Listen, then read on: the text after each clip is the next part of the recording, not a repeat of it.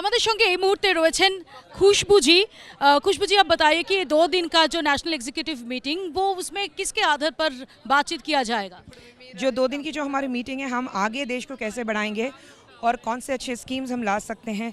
और ये जो मीटिंग होती है, ये बेसिकली हमारी एक लर्निंग लेसन होती है कि हम इसमें से क्या क्या सीख कर जाते हैं। इसमें सबके जो आइडियाज़ हैं वो लिए जाते हैं और जो देश के लिए बेस्ट होता है उसको हम आगे लेके जाते हैं। इसलिए आप कहते हैं कि 2 दिन की जो हमारी नेशनल एग्जीक्यूटिव कमेटी मीटिंग है वो रखी जाती है। बट हम जैसे लोगों के लिए इसमें से सीखने को बहुत कुछ मिलता है जो हम बाहर नहीं सीख पाते हैं।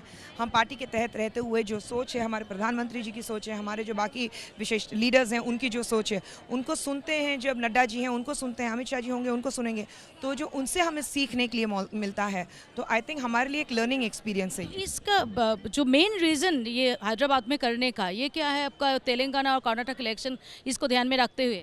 ज़रूरी नहीं है, आप उसी बात को क्यों लेके दौड़ते हैं। हम तो कह रहे हैं कि हम जितने भी हमारे प्रधानमंत्री जी ने जितने भी स्कीम्स लेकर आए पिछले 8 सालों में, वो स्कीम्स आप लोगों तक पहुंचाते ही नहीं है यहाँ पे केसीआर वाले।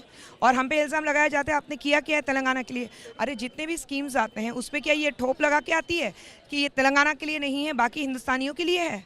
नहीं ना, हिंदुस्तानियों के लिए और हिंदुस्तान के लिए जब स्कीम्स आती है तो वो तेलंगाना भी उसमें मौजूद है। तो अगर स्कीम्स लोगों तक नहीं पहुंचती है तो मतलब आप नहीं पहुंचाते हो।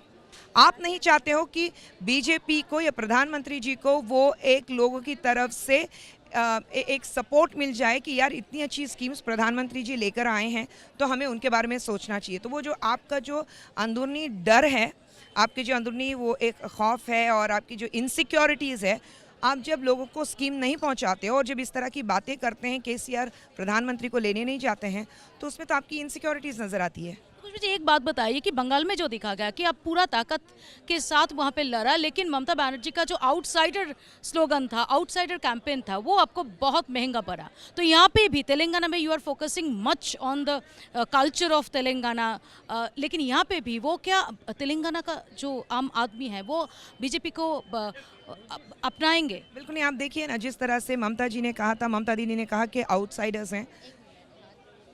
Prime minister of India Bengal में आउटसाइडर हैं?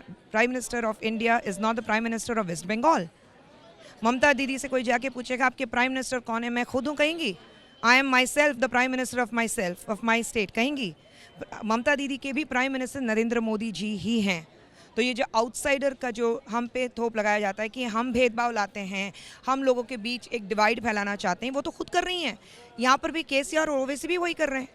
हम पे थोप लगा रहे हैं कि आप डिवाइड लाना चाहते हो, लेकिन डिवाइड की बात तो वो खुद करते हैं। हम तो डिवाइड की बात नहीं करते ना। बाकी ममता जी कहीं और जाके लड़ेंगी या ओवैसी बाकी जगह जाके लड़ते हैं तो हम कहते हैं you are an outsider. Owaisi गए थे ना लड़ने के लिए दूसरी स्टेट्स में, तो हमने जाके कहा कि आउटसाइडर आ रहे हैं। आप तो हैदराबाद से, तेलंगाना से, आप यहाँ आके क्यों लड़ रहे हो? हमने कभी उनको कहा कि आप आउटसाइडर हो? ममता जी कहीं और जाके लड़ेंगी, गोवा में गई थी, हमने कहा कि आप आउटसाइडर हो? नहीं, हम सब एक समझते हैं। तो इनका दिमाग इतना ही है छोटा सा, इतनी छोटी सोच है इन सब की कि जो भी आता है आउटसाइडर। आप डेमोक्रेटिकली लड़ो ना, हम लड़ रहे हैं, आप डेमोक्रेटिकली लड़ो। My last question to you madam, जैसे आप भेदभाव के बारे में बोल रहे थे, नूपुर शर्मा को बात को लेकर सुप्रीम कोर्ट ने कल जो ऑब्जर्वेशन दिया है वो तो आपके लिए बहुत एम्बैरसिंग है और अभी तक कोई करे कदम उसके खिलाफ नहीं उठाया गया। जिस दिन नूपुर जी ने ये बात कही थी, इमीडिएटली उनके ऊपर एक्शन, उनके ऊपर और एक और हमारे विशेष लीडर के ऊपर एक्शन इमीडिएटली लिया गया था। और जब ये बात सुप्रीम कोर्ट में गई थी, ना ही बीजेपी की साइड से किसी ने भी कहा कि ये नहीं होना चाहिए, उसके अगेंस्ट किसी ने भी एक केस फाइल नहीं किया। सुप्रीम कोर्ट का ऑर्डर है सर आंखों पर। We believe in supreme court, we believe in the orders given by the supreme court, period.